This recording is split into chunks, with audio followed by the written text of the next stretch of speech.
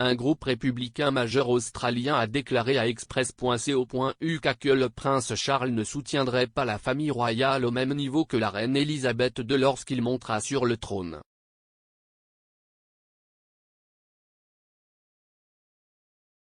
Le directeur national du mouvement de la République australienne, Sandy Biar, a déclaré à Express.co.uk que certains de ses membres étaient toujours chaleureux envers la reine et respectaient son service, mais avaient été repoussés par le prince Charles montant sur le trône.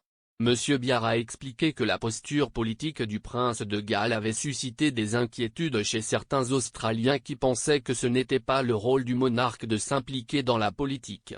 Lorsqu'on lui a demandé s'il y avait quelque chose que la famille royale pourrait faire pour changer l'opinion australienne sur le républicanisme, M. Biar a déclaré à moins qu'il n'y ait un changement radical de la part du prince Charles, de plus en plus de personnes s'orienteraient vers la destitution du monarque en tant que chef de l'État.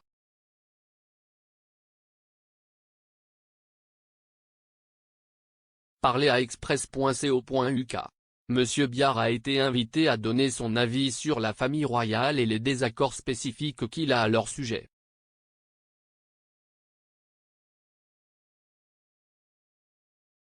Monsieur Biar a expliqué, « Écoutez, je pense qu'il est juste de dire que la plupart des Australiens ont une opinion positive de la reine, ils ont l'impression dans l'ensemble qu'elle a très bien servi le Royaume-Uni et qu'elle a été un bon leader pour le Royaume-Uni. »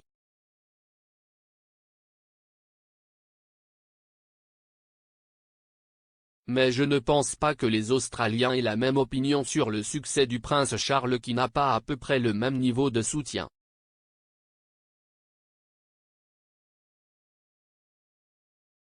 Le prince Charles devrait se transformer en une personne radicalement différente de ce qu'il a été au cours de sa vie d'adulte.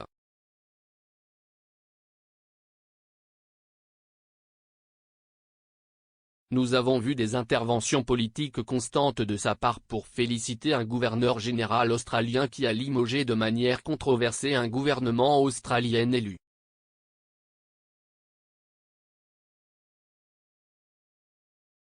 Au Black Spider Memos. Et aux campagnes plus récentes sur la politique économique et environnementale.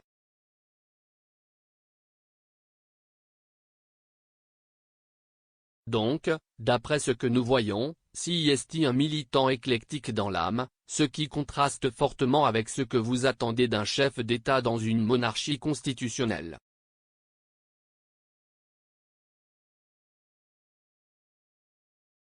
Plus tôt dans l'interview, M. Biar a également expliqué comment le prince Harry et Meghan n'aidaient pas la cause de la famille royale.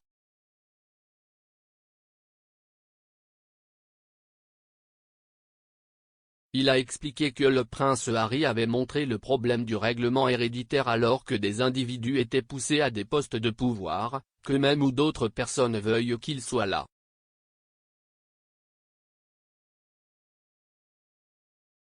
En Australie, le gouverneur général agit en tant que représentant de la reine et exerce plusieurs fonctions en son nom.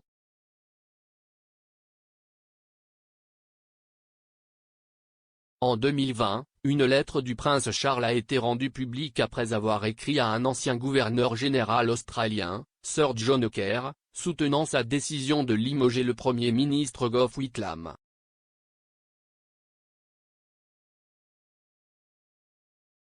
La lettre, écrite au milieu des années 1970, disait « Ce que vous avez fait l'année dernière était juste et la chose courageuse à faire, et la plupart des Australiens semblaient approuver votre décision en ce qui concerne le sujet. »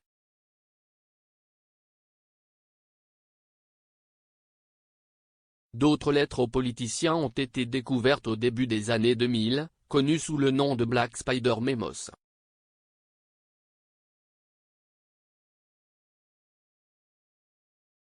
Ces lettres ont révélé que le prince Charles avait une correspondance privée avec des dirigeants politiques britanniques, ce qui remettait en question la neutralité du futur roi.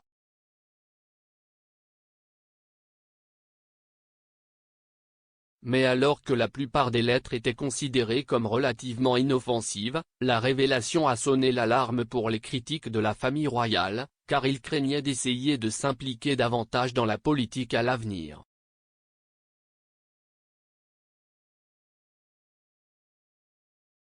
Le prince Charles était également l'une des principales figures du sommet de la COP26 où il a prononcé plusieurs discours et a noué des contacts avec les dirigeants mondiaux.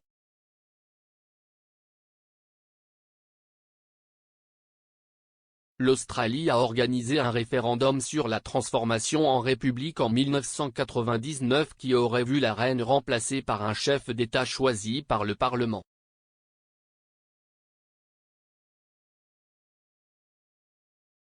Le référendum a été perdu avec 54% des voix contre, de nombreux analystes affirmant que le système qui remplacerait la famille royale n'était pas très apprécié.